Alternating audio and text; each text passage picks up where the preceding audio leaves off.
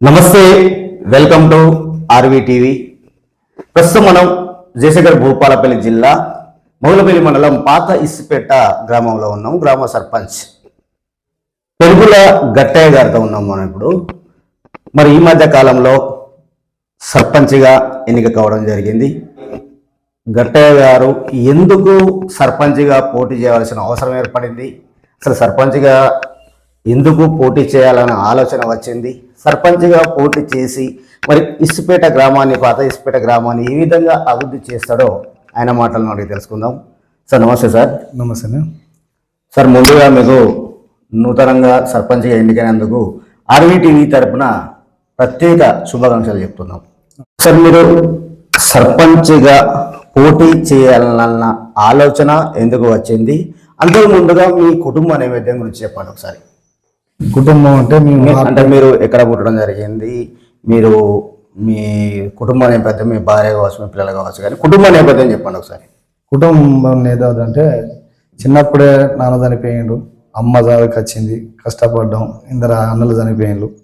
తర్వాత వాళ్ళు చనిపోయిన వల్ల మా అన్నకు యాక్సిడెంట్ అయిన విషయంలో కొంచెం అధికారులు కానీ ఇప్పుడు అంటే హాస్పిటల్లో వాళ్ళు వీళ్ళు కొంచెం దోసుకున్నట్టు తింటుకుంటూ తెలియని కూడా ఇంతకన్నా దోసుకుంటారా అన్నట్టు దాని విషయంలో ఆధారకు కూడా నేను ఈఆర్గా పనిచేసేది. ఈఆర్గా పనిచేసి చిన్న పెద్ద కలుపుకపోయి వాళ్ళ వీళ్ళకు పనిచేసిన మనం 10 రూపాయలు తీసుకోకుండా పనిచేసి ఈ రాజకీయం అంటే చేయాలని మనకు అనిపించింది. అందుకే రాజకీయాలకు రావాల్సి వచ్చింది. లేనలో ఉన్న వాళ్ళను కాకుండా అందరిని కలుపుకపోయి మంచిగా ఉండాలనే ఉద్దేశం కోసం రాజకీయాలకు వచ్చినాం. ఆ దేవుని దయ వల్ల మనకు ఈ గట్టయ్య మనకైతే చెప్పినట్టు వింటాడు, ఈయన గెలిపించుకుంటే బాగుంటుందని మనల్ని అయితే కోరుకున్నారు. ఓట్లు వేసింది సార్, గెలిపించారు. ఓకే గట్టయ్య గారు, మీ కుటుంబ నేపథ్యం అంటే మీ పిల్లలు ఎంతమంది, మీ నాన్నగారు అమ్మగారు గురించి ఒకసారి చెప్పండి. మా ఫ్యామిలీ గురించి అంటే మా పెద్దన్న పేరు రాజయ్య, నడపన్న పేరు సారయ్య, నేను చిన్న గట్టయ్యను. ఇక భార్య అంటే నాకు ఒక బిడ్డ పెళ్లి చేసిన, నాకు 6 ఎకరాల భూమి ఉన్నది. ఇక బిడ్డ పెళ్లి చేసిన, ఒకటే బిడ్డ పెళ్లి చేసిన.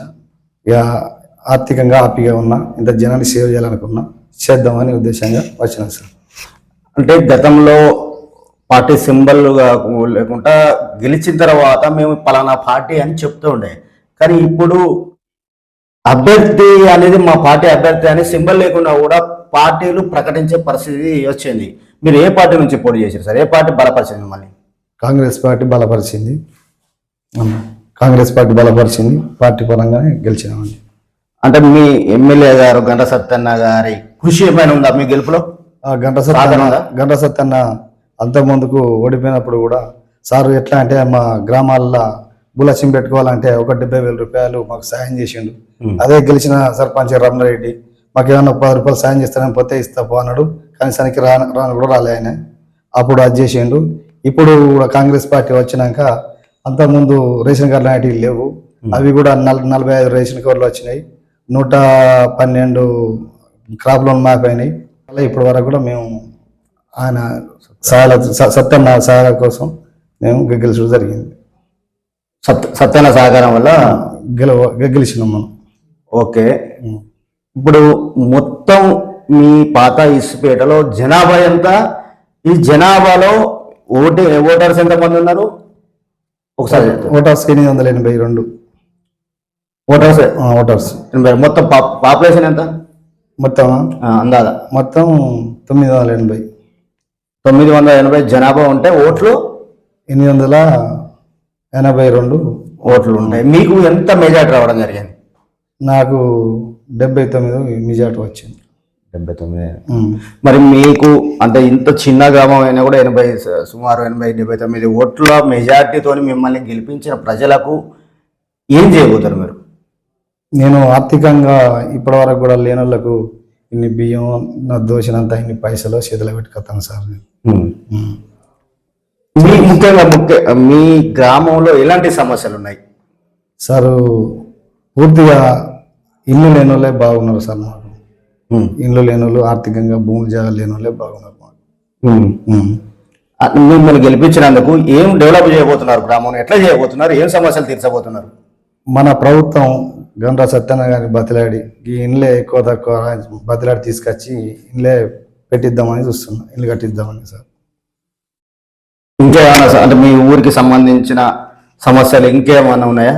మెయిన్ సమస్యలు ఇంకేమైనా ఉన్నాయా? రోడ్లు కావచ్చు, లేకుంటే చెరువుల మరమ్మతులు కావచ్చు, లేకుంటే సైడ్ డ్రైనేజ్ కావచ్చు, లేకుంటే స్కూల్ కావచ్చు, లేకుంటే బస్ సౌకర్యం కావచ్చు, అట్లాంటివి ఏమైనా సమస్యలు ఉన్నాయా? ఈ బస్సు అంటే ఈ బస్సు ఒకటి ఉంది, చింతలపల్లి వెంకటాపురం చింతలపల్లి నుంచి ఒక 3 ట్రిప్పులు బస్సులు వస్తే బాగుంటుందని జనాలు కూడా అంటున్నారు. మేము కూడా మాట్లాడదామని దానికోసం కూడా ఆలోచిస్తాము. మేలే గారి దృష్టి తీసుకెళ్ళారు అది? ఇంకా తీసుకోలేండి సార్. మేమే వెంకటాపురం సర్పంచ్ గారు కూడా ఫోన్ చేస్తే మా సర్పంచ్లో పోయి మాట్లాడదాం డిపో పోయి అని చెప్పి మేనేజర్తో మాట్లాడదామని వాళ్ళు అన్నారు. దానికోసం ఆలోచిస్తాం సార్ పోవాలని. మరి ఇవాళనే మీ మంత్రి గారు తుమ్మల నాగేశ్వరరావు గారు ఇక్కడ కొన్ని పనులకైతే శంకుస్థాపనలు చేయడం జరిగింది. ఏం పనులకు శంకుస్థాపన చేశారు? రైస్ మిల్లులు అని 10 కోట్లు మా పాత హాస్పిటల్లో శాంక్షన్ జరిగింది. తుమ్మల నాగేశ్వరరావు వచ్చిన కార్యం వచ్చింది. అందరూ పెద్దలు మిత్రులందరూ నాయకులు వచ్చిండు. శిలాఫలకం ఓపెనింగ్ చేయడం జరిగింది సార్. ఓకే, మిమ్మల్ని నమ్ముకొని అంటే సర్పంచ్ అంటే ఒక గ్రామానికి బాస్ అంటే ఒక నాయకుడు గ్రామానికి అంటే పార్టీలకు అతీతంగా మీరు దాదాపు 900-1000 మందికి ప్రతినిధి. మీరు మీ గ్రామానికి సంరక్షకుడు. మీరు అంటే మిమ్మల్ని నమ్మి మా నాయకుడినే అని పార్టీలకు అతీతంగా ఒక గ్రామానికి సర్పంచ్, రాష్ట్రానికి గవర్నర్ ఎట్లనో, దేశానికి రాష్ట్రపతి ఎట్లనో ప్రథమ పౌరుడు అనేవాడు గ్రామ సర్పంచ్. ఈ గ్రామ మరి అంతటి పవర్ మీకు ఇచ్చిన గ్రామ ప్రజలకు ఏం తెలియజేస్తున్నారు మీరు? ఒకసారి లాస్ట్ సందేశం చెప్పండి సార్. వాళ్ళ ఎంతైనా కానీ వాళ్ళ రుణం తీర్చుకోవాలంటే వాళ్ళకి అందుబాటులో ఉండి వాళ్ళ కడుపులో పుట్టినట్టు నేను మేలుతా సార్ అని చెప్పుకుంటున్నాను సార్. మీ గ్రామ ప్రజలు తెలియజేస్తున్నారా? మళ్ళొకసారి మిమ్మల్ని ఎన్నుకున్నందుకు మీ గ్రామ ప్రజలకు ఏం తెలియజేస్తారో తెలియజేయండి. వాళ్ళకు రుణపడి ఉంటానని మాట ఇస్తున్నాను సార్. ఇది చూడవచ్చు సర్పంచ్ గారి మనోగతం.